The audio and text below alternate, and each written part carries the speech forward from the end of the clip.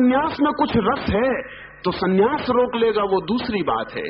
लेकिन आप अपने निर्णय से जबरदस्ती रुकेंगे तो सन्यास के रस पे आपका भरोसा नहीं है। तो मैं तो मानता हूं जो व्यक्ति एक बार सन्यास में जाएगा लौटेगा नहीं, लेकिन ये सन्यास के अनुभव में सामर्थ्य होनी चाहिए कि न लौटे। ये सिर्फ कसम और नियम और ला और कानून नहीं होना चाहिए। लेकिन व्यक्ति को तो यही भाव से सन्यास में प्रवेश करना चाहिए कि मैं मुक्त प्रवेश करता हूं, कल अगर मुझे लगे कि प्रवेश गलत हुआ, निर्णय भूल था, तो मैं वापस लौट सकता हूं। हर आदमी को अपने भूल से सीखने का हक होना चाहिए और भूल से ही सीख मिलती है। इस दुनिया में सीखने का और कोई उपाय भी नहीं। लेकिन जहां भूल परमानेंट करनी पड़ती हो कि हम उससे सीख ही ना सके, फिर वहां जिंदगी में ज्ञान की जगह अज्ञान आरोपित हो जाता है। इसलिए आजीवन सन्यास ने सन्यासी को ज्ञानी कम अज्ञानी बनाने में ज्यादा सहयोग दिया है। 2 मुल्क हैं पृथ्वी पर जरूर जहां पीरियोडिकल रिनंसिएशन की अलग व्यवस्था है। आजीवन सन्यास की व्यवस्था भी है, बर्मा में, थाईलैंड में, और सावधि सन्यास की व्यवस्था भी है। कोई व्यक्ति साल में 3 महीने के लिए सन्यासी हो जाता है। इसलिए बर्मा में लाखों लोग मिल जाएंगे जो सन्यासी रह चुके हैं, कोई 3 महीने को, कोई 6 महीने को, कोई साल भर को। फिर 2-4 वर्ष में सुविधा होती है, वो आदमी फिर 3-4 महीने के लिए सन्यास की दुनिया में चला जाता है। एक आदमी अगर अपने 40 साल के अनुभव की जिंदगी में 10 बार महीने भर के लिए भी सन्यासी हो जाए तो मरते वक्त वो वही आदमी नहीं होगा जो वो आदमी होगा जिसने कभी सन्यास की जिंदगी में प्रवेश नहीं किया। साल में अगर 1 महीने के लिए भी कोई सन्यासी हो जाए तो वो आदमी वही नहीं लौटेगा जो था। बाकी आने वाले 11 महीने वर्ष के दूसरे हो जाने वाले। सारी जिंदगी तो व्यक्ति के भीतर से निकलती है। तो मैं तो मानता हूं आजीवन लेने की जरूरत ही नहीं है। आजीवन हो जाए ये सौभाग्य, आजीवन फैल जाए ये परमात्मा की कृपा, लेकिन अपनी तरफ से तो एक पल का निर्णय भी बहुत है। आज का निर्णय काफी है। तीसरी बात, अब तक जितने भी सन्यास के जगत में रूप हुए वो सभी संप्रदायों से बंधे हुए थे, इसलिए सन्यासी कभी भी मुक्त नहीं हो पाया। कोई सन्यासी हिंदू है, कोई मुसलमान है, कोई जैन है, कोई बौद्ध है, कोई ईसाई है। कम से कम सन्यासी तो सिर्फ धार्मिक होना चाहिए। इसका यह अर्थ नहीं कि वो मस्जिद न जाए, कि मंदिर न जाए, ये उसकी मौज है। वो कुरान पढ़े या गीता पढ़े ये उसकी पसंद है। वो जीसस को प्रेम करे कि बुद्ध को प्रेम करे ये उसकी अपनी बात है। लेकिन सन्यासी होते ही वो व्यक्ति की उसका अपने ही, क्योंकि सभी धर्म अब उसके अपने हो गए। इसलिए सन्यास में एक तीसरी बात भी मैं जोड़ना चाहता हूं, वो है गैर सांप्रदायिकता। संप्रदाय के पार सन्यासी को होना चाहिए। और अगर इस पृथ्वी पर हम ऐसे सन्यासी पैदा कर सकें जो ईसाई नहीं है, हिंदू नहीं है, जैन नहीं है, बौद्ध नहीं है, तो हम इस जगत को धार्मिक बनाने के रास्ते पर आसानी से ले जा सकेंगे। और अगर सन्यासी हिंदू, बौद्ध और जैन न रह जाएं, तो आदमी आदमी को लड़ाने के बहुत से आधार गिर जाएंगे और आदमी आदमी को जोड़ने के बहुत से सेतु फैल जाएंगे। इसलिए सन्यासी को मैं सिर्फ धार्मिक कहता हूं, रिलीजियस माइंड। उसका किसी धर्म से कोई लेना देना नहीं, क्योंकि सारे धर्म उसके अपने हैं। ये दूसरी बात है कि उसे गीता से प्रेम है और गीता पढ़ता है। ये दूसरी बात है कि उसे कृष्ण से प्रेम है, वो कृष्ण के गीत गाता है। ये दूसरी बात है कि उसे जीसस से मोहब्बत है, वो जीसस के चर्च में सो जाता है। ये बिल्कुल दूसरी बातें हैं, ये उसकी व्यक्तिगत बातें हैं। लेकिन अब वो ईसाई नहीं है, जैन नहीं है, हिंदू नहीं है, बौद्ध नहीं है। और कल अगर किसी गांव का मंदिर उसे बुलाता है तो मंदिर में रुकता है, मस्जिद बुलाती है तो मस्जिद में रुक जाता है, चर्च या निमंत्रण देता है तो चर्च का मेहमान हो जाता है। अगर हम इस पृथ्वी पर 1,00,000-2 लाख सन्यासी भी धर्मों के पार निर्मित कर सके तो हम दुनिया में आदमी आदमी के बीच के वैमनस्य को गिराने के लिए सबसे बड़ा कदम उठा सकते। इस तरह के सन्यास को मैं 3 हिस्सों में बांट देना पसंद करता हूं जो आपको समझ में आसान हो जाएंगे। वे लोग जो अपनी जिंदगी को जैसा चला रहे हैं वैसा ही चला के सन्यासी होना चाहते हैं, वे वैसे ही सन्यासी हो जाएं। सिर्फ सन्यास की घोषणा अपने और जगत के प्रति कर दें, सन्यास का निर्णय अपने और जगत के प्रति ले लें। लेकिन जहां है उसमें रत्ती भर फर्क ना करें, जो है उसमें फर्क करना शुरू कर दें। लेकिन बहुत लोग हैं, ढेर वृद्ध मुझे मिलते हैं जो घरों में तकलीफ में पड़ गए हैं, क्योंकि घरों में अब उनका कोई संबंध नहीं है, आने वाली पीढ़ियों को उनमें कोई रस नहीं है, सारे सेतु उनके बीच टूट गए हैं। वृद्ध को तो निश्चित ही आश्रमों में पहुंच जाना चाहिए। इस मुल्क में एक व्यवस्था थी, उस व्यवस्था के टूट जाने के बाद शायद जिसको हम जनरेशन गैप कहते हैं वो पैदा हुआ, सारी दुनिया में पैदा हुआ, जिसे हम पीढ़ियों का फासला कहते हैं। इस मुल्क की एक व्यवस्था थी कि 25 साल तक के विद्यार्थी को हम जंगल में रखते हैं और 75 साल के बाद जो बूढ़े थे सन्यासी उनको जंगल में रखते। वो 75 साल के जो बूढ़े सन्यासी थे वो जंगल में गुरु का काम कर देते, शिक्षक का, और वो जो 25 साल के युवा, 25 साल से छोटे बच्चे पढ़ने आते जंगलों में, वो विद्यार्थी का काम कर देते। हम पहली पीढ़ी को आखिरी पीढ़ी से मुलाकात करवा देते थे, उन दोनों के बीच डायलॉग हो जाता था, उन दोनों के बीच संबंध हो जाता था। 70 साल 75 साल का बूढ़ा 5 और 10 साल के बच्चों से मुलाकात ले लेता था। 70-75 साल में जो उसने जिंदगी से जाना और सीखा, और बहुत कुछ चीजें हैं जो यूनिवर्सिटीज में नहीं सीखी जाती, सिर्फ जिंदगी के अनुभव में ही सीखी जाती हैं। जिस दिन से हमें यह ख्याल पैदा हो गया कि सारा ज्ञान विश्वविद्यालय से मिल सकता है, उस दिन से दुनिया में ज्ञान तो बहुत है, लेकिन विजडम, प्रज्ञा बहुत कम होती चली गई है। यूनिवर्सिटीज में ज्ञान भला मिल जाए, प्रज्ञा, विजडम नहीं मिलती है। विजडम तो जिंदगी की ठोकरों और टक्करों और संघर्षों में ही मिलती है, वो तो जिंदगी से गुजर के ही मिलती है। तो हम अपने सबसे ज्यादा बूढ़े व्यक्ति को अपने सबसे छोटे बच्चे से मिला देते थे, ताकि दोनों पीढ़ियां जाती, विदा होती पीढ़ी डूबता हुआ सूरज उगते हुए सूरज से मुलाकात ले जाए, और जो 12 घंटे की यात्रा पर उसने पाया है वो उगते हुए सूरज को दे जाए। वो संबंध टूट गया है, उससे खतरनाक परिणाम हुए, पीढ़ियों के बीच फासला बढ़ गया। बूढ़े और बच्चे के बीच कोई डायलॉग नहीं है, बूढ़े और बच्चे के बीच कोई बातचीत नहीं है। बूढ़े की भाषा न बच्चे समझते, न बच्चों की भाषा बूढ़ा समझ पाता है। बूढ़ा बच्चों पे नाराज है, बच्चे बूढ़ों पे हंस रहे हैं, वो उनकी नाराजगी का ढंग है। अगर जीवन में एक तारतम्य न रह जाए और जीवन में पीढ़ियां इस तरह दुश्मन की तरह खड़ी हो जाएं, तो जिंदगी एक केओस, एक अराजकता बन जाती है। उस जिंदगी से सारा संगीत खो जाता है। तो मेरी दृष्टि में है कि एक तो वे सन्यासी जो अपने घरों में अपनी जिम्मेदारियों के बीच में सन्यासी होंगे, लेकिन कल उनमें से बहुत से लोग जिम्मेदारियों के बाहर हो जाएंगे। बहुत से लोग आज जिम्मेदारियों के बाहर हैं, जिन पर कोई जिम्मेवारी नहीं है, वो घरों में बोझ भी हो जाते हैं, क्योंकि जो सदा से काम से भरे रहे, खाली होना उन्हें बहुत मुश्किल होता है। तब वो बेकाम के काम करने लगते हैं, जिनसे दूसरों के काम में बाधा पड़नी शुरू हो जाती। उन्हें जिंदगी की भीड़ और बाजार को छोड़कर जरूर आश्रम की दुनिया में चले जाना चाहिए। वहां वे साधन भी करें, ध्यान भी करें, परमात्मा को भी खोजें, और उन्हें जो मिल जाए वो इन गांवों से जो बच्चे उनके पास कभी महीने 2 महीने के लिए आके बैठते रहे, ज्यादा देर भी बिठाए जा सकते हैं, क्योंकि मैं तो मानता ही ये हूं कि ऐसे आश्रम ही यूनिवर्सिटीज बन जाने चाहिए। इन बच्चों को वे अपना सारा सब कुछ दे जाएं जो उन्होंने जाना है। ऐसे युवक भी हो सकते हैं जिनके व्यक्तित्व की दिशा ऐसी है कि वे नहीं जाना चाहते संसार में, तो उन्हें जरूरी भेजना आवश्यक नहीं है। ढेर लोग हैं जिनके पिछले जन्मों की यात्रा उस जगह उन्हें ले आई है कि उनके लिए विवाह का कोई अर्थ नहीं होगा, उनके लिए अब जगत में बहुत अर्थ नहीं होगा। अगर ऐसे लोग हैं तो उनके लिए जबरदस्ती जगत में डालना वैसा ही पागलपन है जैसे किसी आदमी को जिसे अभी विवाह करना था जबरदस्ती दीक्षा दे देना पागलपन नहीं। जिनकी जिंदगी में सहज ही सुगंध है और जो छोड़ के इस घेरे के बाहर जीना चाहते हैं, वो जरूर आश्रमों में जिए।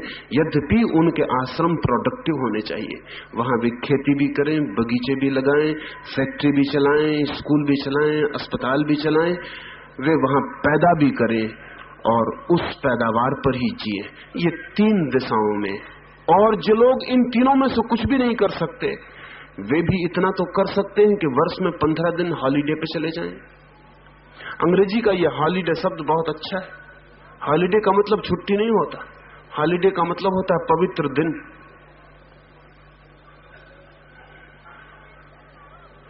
वो जो रविवार है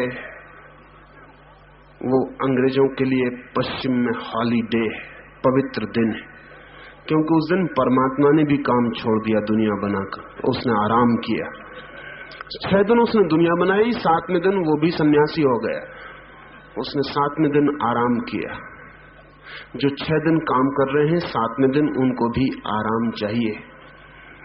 जो साल भर काम कर रहे हैं वो कभी महीने भर के लिए हॉलीडे पे चले जाएं, पवित्र दिनों में चले जाएं, छोड़ दें, भूल जाएं इस दुनिया को। 1 महीने के लिए डूब जाएं किसी और यात्रा में, 1 महीने सन्यासी की तरह किसी आश्रम में जी के लौटें। आप दूसरे आदमी होकर लौटेंगे, आप कुछ आत्मिक होकर लौटेंगे, आंतरिक होकर लौटेंगे। दुनिया यही होगी लेकिन आपका दृष्टिकोण बदला हुआ होगा। मेरे लिए सन्यास का ऐसा अर्थ है, और ये व्यक्तिगत निर्णय और चुनाव है। और ऐसा सन्यास अगर पृथ्वी पर फैलाया जा सके तो हम पृथ्वी से सन्यास को मिटने से रोक सकते हैं, अन्यथा बहुत कठिनाई मालूम है कि सन्यास बच सके। साम्यवाद जितने जोर से फैलेगा सन्यास की हत्या उतनी ही व्यवस्था से होती चली जाएगी। आज चीन में जहां कल बुद्ध की प्रतिमा रखी थी वो प्रतिमा तो फोड़ डाली गई, माओ का फोटो लटका दिया गया है। आज चीन के स्कूलों में बच्चों की दीवारों पर जो वचन लिखे हैं वो बहुत हैरानी के। एक स्कूल की दीवार पर चीन में लिखा हुआ है कि जो बच्चा माओ की किताब एक दिन नहीं पढ़ता उसकी भूख मर जाती है, जो बच्चा माओ की किताब 2 दिन नहीं पढ़ता उसकी नींद चली जाती, जो बच्चा माओ की किताब 3 दिन नहीं पढ़ता वो बीमार पड़ जाता, जो बच्चा माओ की किताब 4 दिन नहीं पढ़ता उसका जिंदगी अंधकारपूर्ण हो जाती। माओ की किताब में ऐसा कुछ भी नहीं है कि कोई भी बच्चा दुनिया में कहीं भी उसे पढ़े, लेकिन स्कूल के बच्चों को समझाया जा रहा। एक यात्री चीन गया था तो एक मॉनेस्ट्री के पास से गुजर रहा था, एक पहाड़ पर बसे हुए आश्रम के पास। तो उसने अपने गाइड से पूछा कि ऊपर जो आश्रम दिखाई पड़ता है पर्वत पर वहां साधु रहते होंगे? तो उस गाइड ने कहा माफ करिए, आप बड़े पुरानी बुद्धि के आदमी मालूम पड़ते हैं, वहां कम्युनिस्ट पार्टी का दफ्तर, साधु वहां अब नहीं रहते, पहले रहते थे लेकिन वो शोषक दिन समाप्त हुए, अब उन शोषकों की कोई जगह नहीं है चीन में, अब वहां कम्युनिस्ट पार्टी का दफ्तर है। बुद्ध की जगह माओ को बिठा दिया जाएगा, आश्रमों की जगह कम्युनिस्ट पार्टी के दफ्तर हो जाएंगे। कम्युनिस्ट पार्टी के दफ्तरों में ऐसा कुछ बुरा नहीं है, माओ की तस्वीर में ऐसा कुछ बुरा नहीं है, लेकिन जिस जगह उसे रखा जा रहा है उसमें जगत बहुत कुछ खो देगा। कहां बुद्ध, कहां माओ, कहां बुद्ध के जीवन का आनंद, कहां बुद्ध के जीवन का प्रेम और करुणा, कहां बुद्ध की ऊंचाइयां, कहां बुद्ध के चित्त पर उतरा हुआ निर्वाण, कहां बुद्ध के एक एक वचन का अमृत, कहां माओ।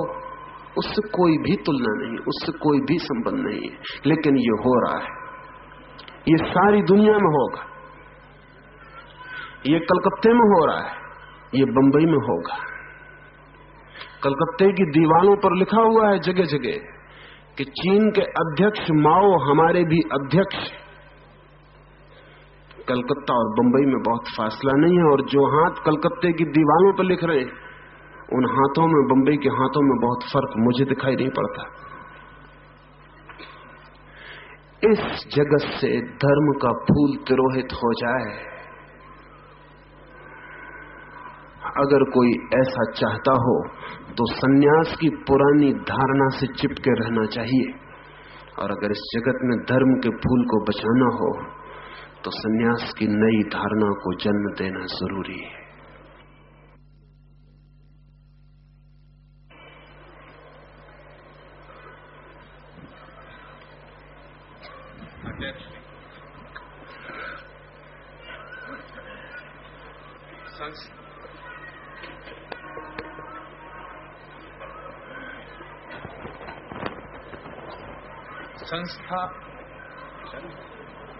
संस्था और संघ के संदर्भ में एक प्रश्न आया है। महावीर जैसी आत्माएं दूसरे किसी का अनुगमन न करके स्वयं को खोजते खोजते ही स्वयं को उपलब्ध हुई, यह बात बिल्कुल सही मालूम होती है। फिर भी महावीर ने साधु साध्वी श्रावक श्राविका के चतुर्विध संघ की रचना करके क्या एक संगठन की रचना नहीं की? क्या यह संघ रचना सीधे रूप में अनुकरण नहीं बन गई? महावीर का उनके पीछे क्या मतलब रहा होगा? आपके पास भी ठीक महावीर जैसे सन्यासी व संगठन का निर्माण नहीं हो रहा है क्या? कृपया संक्षेप में स्पष्ट करें।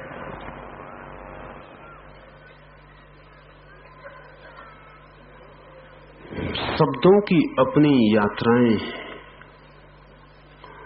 25 साल पहले जिस शब्द का जो अर्थ था, आज उस शब्द का वही अर्थ नहीं है। इससे बड़ी भ्रांति पैदा होती है। महावीर ने जिसे संघ कहा था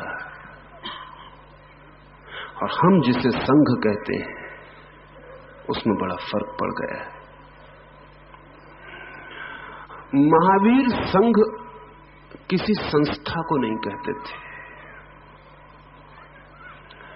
महावीर संघ कहते थे कुछ समान चेता, कुछ एक सा संगीत अनुभव करने वाले लोगों के मिलन को। महावीर संघ कहते थे कुछ एक सी यात्रा पर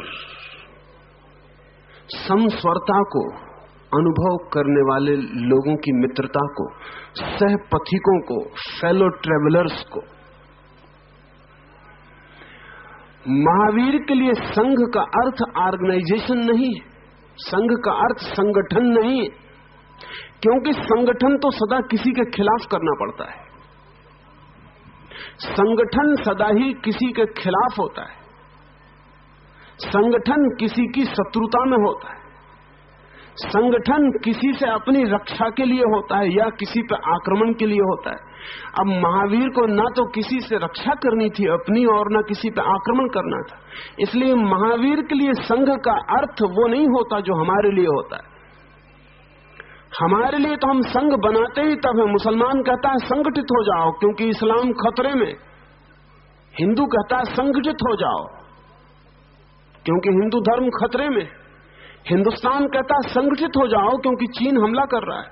पाकिस्तान कहता है कि संगठित हो जाओ क्योंकि हिंदुस्तान दुश्मन है, पड़ोस में खड़ा है। हमारे लिए संगठन का अर्थ सदा ही आक्रमण या रक्षा है। महावीर के लिए किससे आक्रमण करना है, किससे रक्षा करनी?